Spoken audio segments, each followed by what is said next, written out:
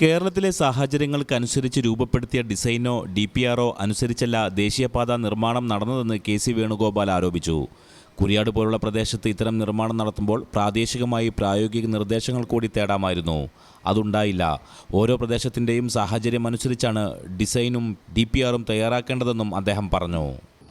അതല്ല ഇപ്പോൾ ഇതിനകത്ത് വന്നിരിക്കുന്ന ദേശീയപാത നിർമ്മാണവുമായി ബന്ധപ്പെട്ട് നമ്മളെല്ലാം കേരളം കാത്തിരുന്നൊരു വലിയ പ്രോജക്റ്റാണ്.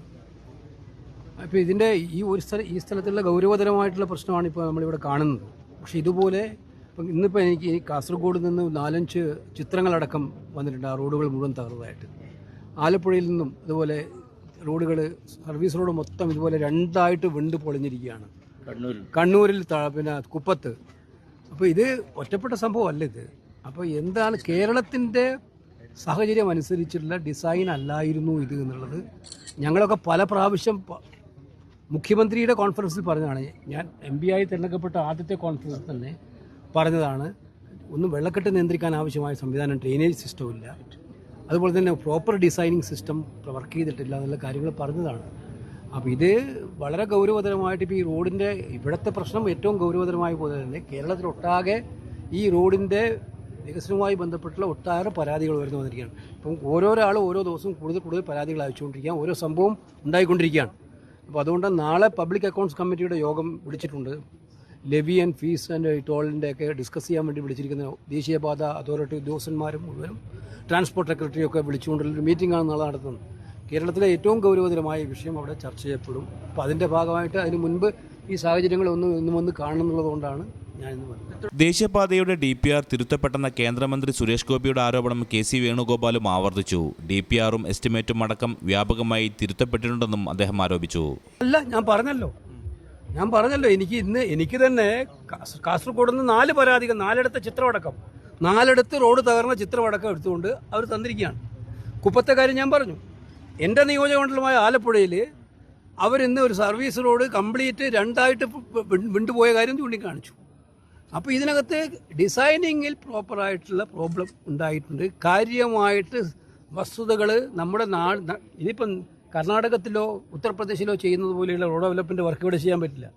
ഇവരൊക്കെ വലിയ വിദഗ്ധരായ കോൺട്രാക്ടറോ മറ്റോ ആക്കിയും, പക്ഷേ അവരൊക്കെ അവിടെ ചെയ്യുന്നതല്ല. ഇവിടുത്തെ സാഹചര്യങ്ങളനുസരിച്ചല്ലേ ഇവിടെ ചെയ്യാൻ പറ്റുള്ളൂ. ഇവിടെ വർഷത്തിൽ 7 മാസം 8 മാസം മഴ കിട്ടുന്ന സ്ഥലമല്ലേ ഇവിടെ. അപ്പോൾ ആ ഒരു സാഹചര്യം കൂടെ മനസ്സിലാക്കിക്കൊണ്ടുള്ള ഡിസൈനിങ് ഉണ്ടാവണ്ടേ. DPR അങ്ങനെ തയ്യാറാക്കണ്ടേ. അത് തയ്യാറാക്കുന്ന കാര്യത്തിൽ വീഴ്ച വന്നിട്ടുണ്ടെന്നുള്ളതാണ് പ്രാഥമികമായി നമുക്ക് മനസ്സിലാവുന്നത്. പക്ഷെ എന്തായാലും ഇത് പബ്ലിക് അക്കൗണ്ട്സ് കമ്മിറ്റി കാര്യമായിട്ട് ഗൗരവതരമായിട്ട് പരിശോധിക്കും. ഇക്കാര്യത്തിൽ മുഖ്യമന്ത്രിയും മന്ത്രി റിയാസും പറഞ്ഞിട്ടുള്ളത് നിർമ്മാണം ഏറ്റെടുത്ത NHA ആണ്, പൂർണ്ണമായിട്ടുള്ള ഉത്തരവാദിത്വം അവരുടേതാണെന്ന് പറയുന്നുണ്ട്. അതിപ്പോഴല്ലേ പറയുന്നത്. നേരത്തെ അങ്ങനെയായിരുന്നല്ലോ അവർ പറഞ്ഞത്. ഇതെല്ലാം അവരുടെ വകയാണെന്നല്ലേ പറഞ്ഞത്. ഞാൻ രാഷ്ട്രീയത്തിലേക്ക് ഇപ്പോൾ പോകുന്നില്ല. അപ്പോൾ എന്തായാലും ഇത് വിശദാംശങ്ങൾ ഞാൻ അതുകൊണ്ടാണ് ചോദിച്ചത്. സ്റ്റേറ്റ് ഗവൺമെൻറ്റിൽ എത്ര ഇൻവോൾവ് ചെയ്തിട്ടുള്ള കൃത്യമായ വിവരം നമുക്ക് മനസ്സിലാക്കേണ്ടതായിട്ടുണ്ട്.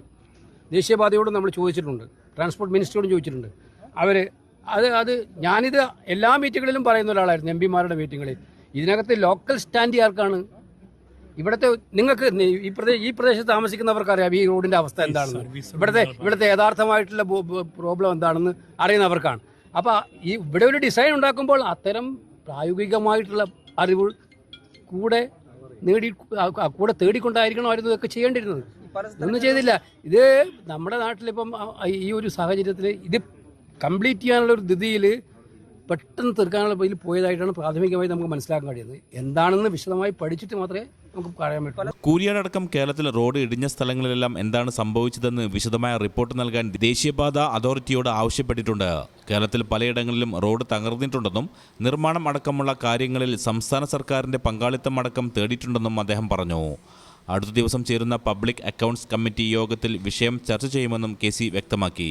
PAC മീറ്റിംഗിൽ പങ്കെടുക്കുന്നതിന് മുന്നോടിയായി കൂരിയാട്ടെ സ്ഥിതി മനസ്സിലാക്കുന്നതിനാണ് KC വേണുഗോപാൽ മലപ്പുറത്തെത്തിയത്. ദേശീയപാത ഇടിഞ്ഞ ഭാഗവും സർവീസ് റോഡും പ്രധാന റോഡിലെ വിള്ളലുമടക്കം KC വേണുഗോപാൽ MP നേരിട്ട് സന്ദർശിച്ച് വിലയിരുത്തി. അബ്ദുൽ സമദാനി MP അടക്കമുള്ള നേതാക്കളും നിരവധി പ്രവർത്തകരും അദ്ദേഹത്തോടൊപ്പമുണ്ടായിരുന്നു. ന്യൂസ് ഡെസ്ക് ഈ ചാനൽ. ഞങ്ങളെപ്പറ്റി നിങ്ങൾക്കല്ലേ കൂടുതൽ അറിയുന്നത്? പരിശുദ്ധിയുടെ സുവർണ പാരമ്പര്യം. Hayath golden diamonds, Valanchery.